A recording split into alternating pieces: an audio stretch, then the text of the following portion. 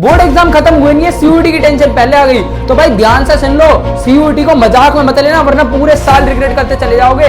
इस वीडियो में मैं आपको कंप्लीट बताऊंगा कि सीयूटी की प्रिपरेशन कैसे करनी है, कि सीयूटी में बहुत बढ़िया स्कोर लेके आओ। खाली यही नहीं बताऊंगा, आपका टारगेटेड कोर्स क्या और कॉलेज से लेके जब तक आपका उस कॉलेज में एडमिशन नहीं हो जाता उसके बीच आपको क्या क्या चीजें करनी है और आपके साथ क्या क्या चीजें होने वाली हैं वो सभी बताऊंगा, including CUT registration, exam preparation, पूरा रोड मैप दूंगा कि कैसे आप बढ़िया कॉलेज के अंदर एडमिशन ले सकते हो, कितना स्कोर आपको चाहिए, कट ऑफ भी आपके साथ शेयर करने वाला हूं। साथ ही मैं आपको दूंगा कि भाई बैकअप ऑप्शन क्या है। लोग बताते लास्ट में जाके, तो मैं आपको साथ में बता दूंगा कि भाई ये बैकअप ऑप्शन भी भर देना और एडमिशन तक सारी की सारी चीजें इस वीडियो में बताने वाला हूं। वीडियो एंड तक जरूर देखना, गेम चेंजिंग की वीडियो रहने वाली सभी सीयूटी एस्पिरेंट्स के लिए। तो यार सबसे पहले स्टार्ट करता हूं रोड मैप ऑफ सीयूटी 2025। देखो भाई, सबसे पहला सीयूटी रजिस्ट्रेशन करने से भी पहले अगर आपने कर दिया है तो आपने पहला स्टेप ऑब्वियसली सोच रखा होगा, और अगर आपने रजिस्ट्रेशन नहीं किया है तो फर्स्ट स्टेप है कि भाई आप क्या टारगेट कोर्स कर रहे हो और कौन सा कॉलेज या यूनिवर्सिटी को टारगेट कर रहे हो। मान लेता हूं कोई बच्चा बीकॉम ऑनर्स को टारगेट कर रहा है तो उसको पता होना चाहिए कि बीकॉम ऑनर्स के लिए कौन से टॉप कॉलेजेस है, कौन सी टॉप यूनिवर्सिटीज है और बैकअप क्या है बीकॉम ऑनर्स के लिए। लाइक कोई बच्चा सोच रहा है कि मैं बीकॉम ऑनर्स के लिए दिल्ली यूनिवर्सिटी में एडमिशन लूंगा, एसआरसीसी टारगेट कर रहा हूं, तो एसआरसीसी के अलावा कौन से कॉलेजेस है और कौन सी यूनिवर्सिटीज है। जैसे बैकअप में वो बीएचयू भी रख सकते हैं, बीएचयू में भी बीकॉम ऑनर्स है और एसआरसीसी के अलावा भी और बहुत सारे कॉलेजेस हैं दिल्ली यूनिवर्सिटी के अंदर ही। तो उसको पता होना चाहिए कि बीएचयू में भी बीकॉम ऑनर्स और बीएचयू के लिए क्या एलिजिबिलिटी है।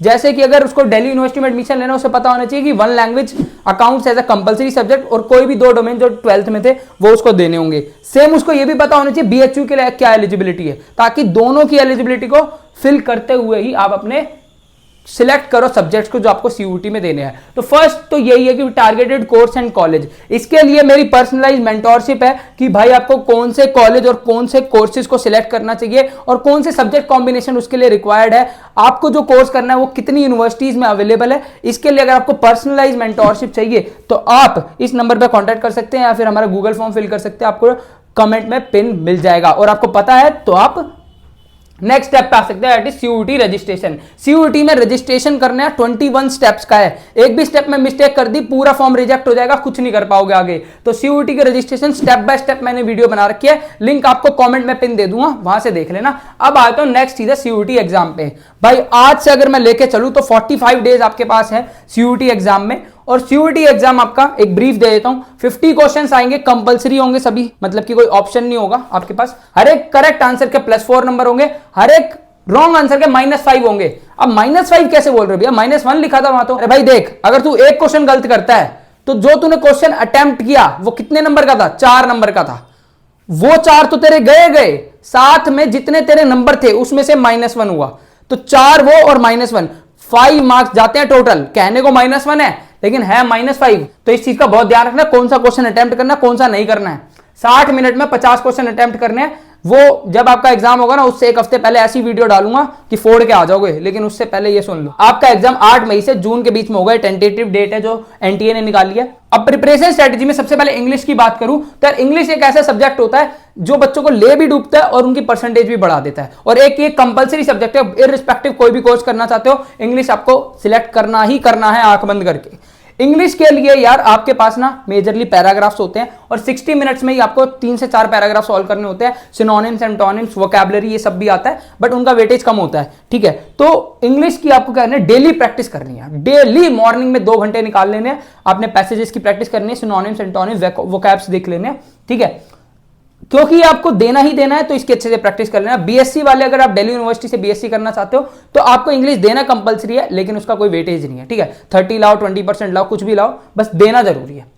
उसके बाद जनरल टेस्ट में सबसे ज्यादा भैया जनरल टेस्ट की प्रिपरेशन नहीं हो रही, जनरल टेस्ट कैसे देना है नहीं देना है। देखो यार, बहुत लोग आपको बोलेंगे जनरल टेस्ट कंपलसरी है, लेकिन ध्यान से सुन लो, अगर आप दिल्ली यूनिवर्सिटी के अंदर बीएससी करना चाहते हो, जनरल टेस्ट का दूर दूर से कोई लेना देना नहीं है।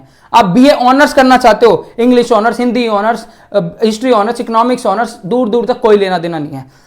आप सिर्फ सिलेक्टेड कोर्सेज के लिए जनरल टेस्ट को करते हो और सिलेक्टेड यूनिवर्सिटीज के लिए। अगर आपको कौन सी यूनिवर्सिटी को आप टारगेट कर रहे हो और कौन से कोर्स को आप टारगेट कर रहे हो, आप कमेंट में लिख देना, मैं यस या नो में बता दूंगा कि जनरल टेस्ट रिक्वायर्ड है या नहीं है, ठीक है। उसके बाद आप फिल करना। तो जनरल टेस्ट पर्टिकुलर यूनिवर्सिटी और पर्टिकुलर कोर्स के लिए होता है। अब यार भी आपने ये तो बता दिया कि इंग्लिश में ये आता है और इतने टाइम इसको लगाना है, लेकिन करना कहां से है, क्या बेस्ट मटेरियल होगा?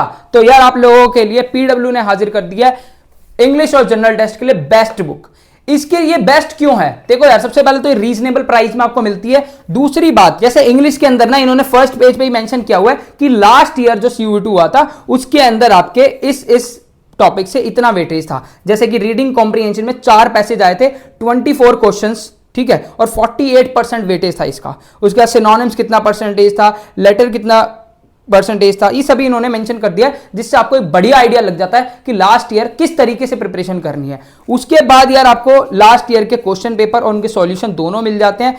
फिर आपको जो सिनोनिम्स एंटोनिम्स है, जैसे यहाँ पे वर्ब्स भी आपको दिए हुए हैं, तो इससे आपकी क्या है, आपको मॉक टेस्ट भी इसी में मिल जाएगा, लास्ट ईयर का पेपर भी इसी में मिल जाएगा और थ्योरी भी इसी में मिल जाएगी। इसीलिए CUET के लिए one of the best book का लिंक आपको डिस्क्रिप्शन में मिल जाएगा, वहां से ले सकते हो। जनरल टेस्ट की बात करूं तो सेम जनरल टेस्ट के लिए भी इन्होंने मेंशन किया हुआ है कि लास्ट ईयर किस टॉपिक से कितना आया हुआ था। साथ में सिलेबस भी मेंशन है कि भाई अभी तक क्लियर ही नहीं होता सिलेबस क्या है, तो यहाँ पे प्रॉपर सिलेबस भी मेंशन है और साथ में उन टॉपिक से कितना कितना वेटेज में लास्ट ईयर आया था वो चीज, साथ में थ्योरी, लास्ट ईयर का पेपर और मॉक टेस्ट इसमें अवेलेबल है। तो अगर आपको ये दोनों बुक परचेज करनी है तो आप डिस्क्रिप्शन में लिंक होगा और कमेंट सेक्शन के अंदर भी, वहां से परचेज कर सकते हैं अपनी प्रिपरेशन को बूस्ट करने के लिए। अब आते हैं डोमेन सब्जेक्ट्स पे। देखो यार, डोमेन वो सब्जेक्ट्स होते हैं जो आपके पास क्लास 12th के अंदर होते हैं और इसमें से सिर्फ NCERT से बाहर से कुछ नहीं आता। NCERT को मेन एज अ सोर्स आपने कंसीडर करना है, तब इसकी प्रिपरेशन करनी है। MCQ बेस्ड होगा तो यार इस चीज का आपने बहुत अच्छे से ध्यान रखना है कि जो डेरिवेशंस है, जो बहुत बड़े बड़े आपके क्वेश्चंस है, उनको नहीं करना है।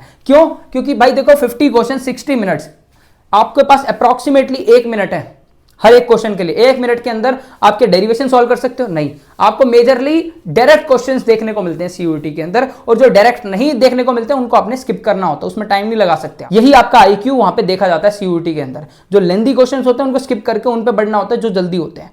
लास्ट में अगर टाइम मिल गया तो उनको अटेम्प्ट कर लेंगे।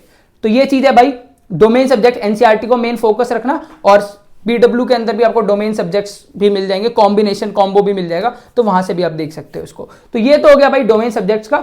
और जो बच्चे क्लास 12th में है भाई, अपना अगर अभी भी आपके एग्जाम रहते हैं तो अपना ऑब्जेक्टिव पे ज्यादा फोकस रख के करो, और ऑब्जेक्टिव पे ही आपने, जैसे जो बच्चे जिनका एग्जाम हो चुका है वो भी अपना रिवीजन करो, रिवीजन नोट्स लो, रिवीजन नोट्स और साथ में MCQ, रिवीजन नोट्स MCQ ये चलते रहेगा। 15 अप्रैल से पहले अपना रिवीजन नोट्स और MCQ कर लेने, उसके बाद मॉक टेस्ट। 15 अप्रैल के बाद मॉक टेस्ट करोगे तभी CUET में बढ़िया फोड़ पाओगे, अदरवाइज 15 अप्रैल के बाद भी अगर आप सिलेबस ही कर रहे हो ना तो भूल जाना भाई।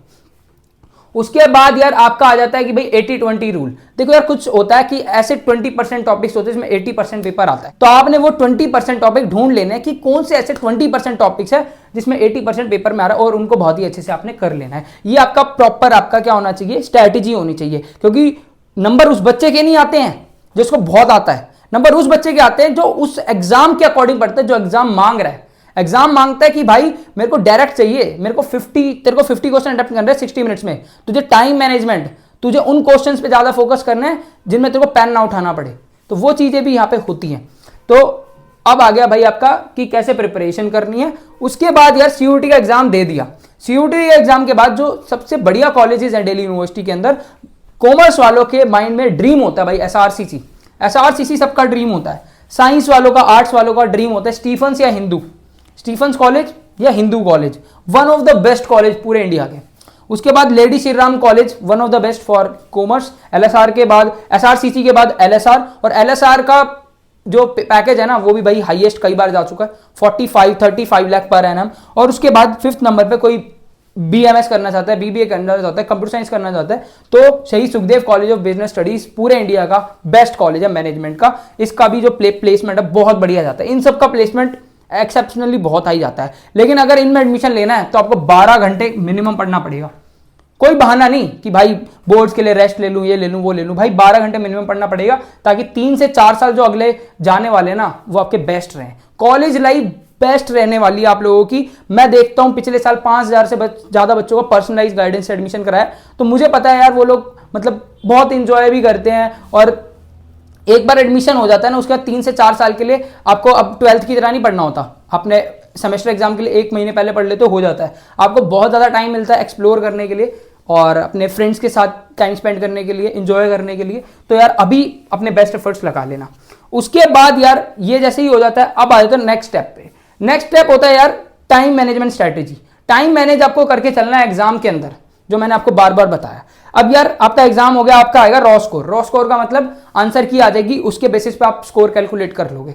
फिर रॉ स्कोर के बाद फाइनल स्कोर आता है, जो कि कम भी होके आता है और ज्यादा भी होके आता है। नॉर्मलाइजेशन लगता है क्योंकि डिफरेंट डिफरेंट सेट्स आते हैं, हर एक सेट का लेवल किसी का ज्यादा हो सकता है, किसी का कम हो सकता है। तो वो सेट को मतलब लेवल बराबर करने के लिए जिस पेपर का लेवल टफ होता है उसके स्कोर बढ़ा देते हैं, जिसका लेवल थोड़ा लो होता है उसके जो नंबर है घटा दिए जाते हैं। तो नॉर्मलाइज स्कोर आपको देखने को मिलता है फाइनल स्कोर में। उसके बाद सभी यूनिवर्सिटी अपना रजिस्ट्रेशन स्टार्ट करती है। जिस यूनिवर्सिटी में आपने एडमिशन लेना उनको रजिस्टर करना होता है, देन उनकी काउंसलिंग अटेंड करनी होती है, देन फाइनल आपका इसके अंदर एडमिशन होता है। ये सभी की सभी प्रोसीजर यहां से लेके टारगेटेड कोर्स से लेके एडमिशन तक, ये सभी की सभी इंफॉर्मेशन मेरे इंस्टाग्राम पेज एजुकेशन अड्डा हर सूरी पे मिलती है आपको, और व्हाट्सएप चैनल पे मिलती है। दोनों का लिंक डिस्क्रिप्शन में होगा। कुछ भी चीज मिस आउट नहीं होगी, एक भी चीज। लास्ट ईयर वाले बच्चों से पूछ लेना, एक भी चीज, छोटी से छोटी चीज आपको मिस आउट बिल्कुल ही नहीं होने वाली है।